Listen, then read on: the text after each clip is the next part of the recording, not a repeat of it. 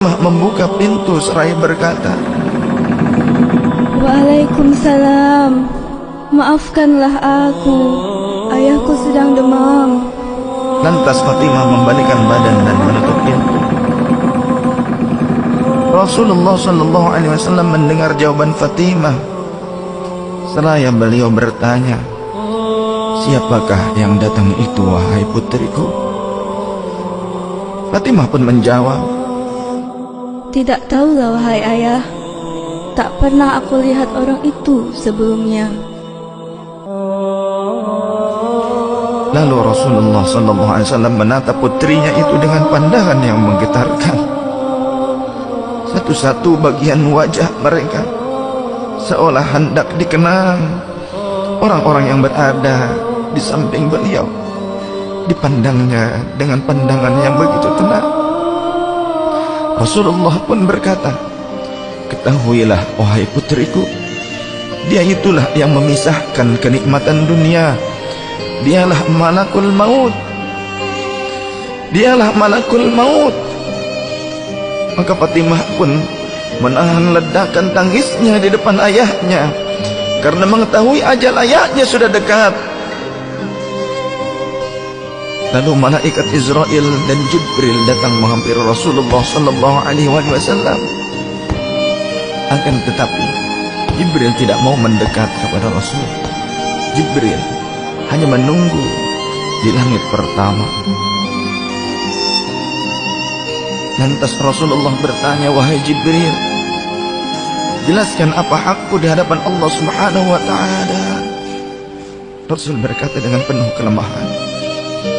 Lantas malaikat Jibril pun berkata, "Ya Rasulullah, pintu-pintu langit telah terbuka.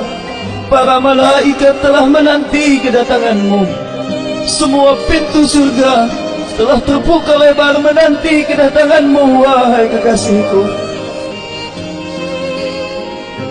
Namun kata Jibril tidak membuat Rasulullah sallallahu alaihi wasallam. Kalimatnya tidak membuat tenangnya baginda Rasul. Mata Rasulullah pun masih penuh dengan kecemasan. Kemudian Jibril berkata, "Apakah engkau tidak senang mendengar kabar ini, ya Rasulullah?"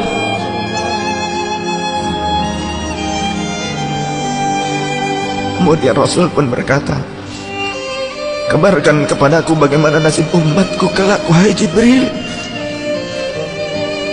Lalu Jibril menjawab, "Jangan khawatir, ya Rasulullah. Aku telah mendengar Allah telah berfirman kepadaku, kuharamkan surga bagi siapa saja kecuali umat Muhammad telah berada di dalamnya." Detik-detik wafat Rasulullah semakin mendekat, dan tibalah saatnya malaikat Israel menjalankan tugasnya. Perlahan-lahan ruh Rasulullah sallallahu alaihi wasallam ditarik dari tubuhnya. Tampak seluruh tubuh Rasulullah bersimpah peluh. Urat-urat leher baginda Rasul menegang pada saat itu. Manusia termulia merasakan sakaratul maut. Perlahan-lahan Rasulullah sallallahu alaihi wasallam pun mengadu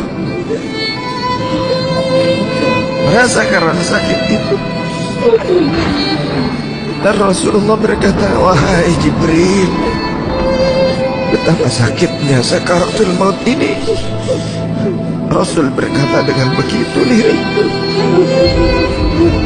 Fatimah pun memejamkan matanya, tak sanggup memandang ayahnya. Sedangkan Ali di sampingnya menundukkan pandangan semakin dalam. Dan ternyata Jibril pun memalingkan mukanya, tak mampu memandang Rasulullah sallallahu alaihi wasallam. Lantas Rasulullah pun berkata, "Ya Jibril, jika engkau melihatku hingga kau palingkan wajahmu dariku, hai Jibril." Lantas Jibril pun menjawab, "Siapakah yang sanggup melihat kekasih Allah direnggut ajalnya, ya Rasulullah?"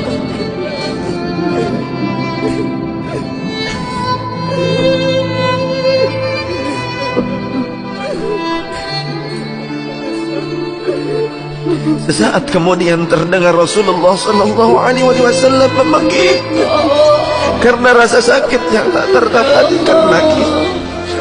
Lalu Rasul pun berkata, "Ya Allah, dahsyatnya sakaratul maut ini ya Rabb. Timpakan seluruh siksa maut ini kepadaku atas umatku. Jangan pada umatku ya Allah."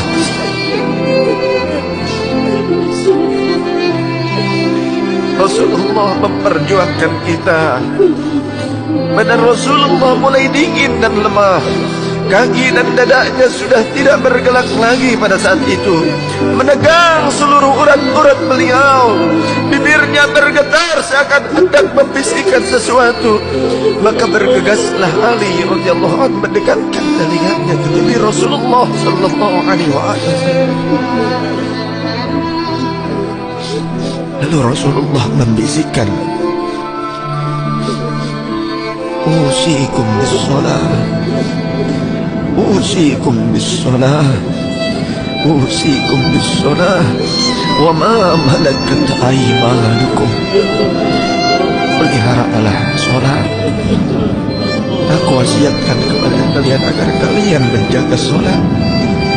Jagalah salat oleh kalian dan peliharalah orang-orang yang lemah di sekeliling kalian. Rasulullah masih mengingat kita. Di luar rumah saat itu terdengar tangisan dari para sahabat yang bersautan. Sahabat saling berpelukan. Fatimah radhiyallahu anha menutup wajahnya dengan tangannya, dan Ali pun kembali mendekatkan dirinya ke bibir Rasulullah sallallahu alaihi wasallam yang mulai kebiruan. Lantas Rasulullah berkata, "Ummati, ummati, ummati, kaifali ummati, ummatku, ummatku, ummatku. Bagaimana keadaan umatku?" Dalam rumah Rasulullah masih mengingat kita umatnya. Rasul masih berkata, "Ummati, ummati, kaifali ummati." Rasul masih mengingat kita umatnya. Dan berakhirlah kehidupan insan yang mulia pada saat itu. Di saat lisannya masih mengingat kita, masih menyebut nama kita umatnya.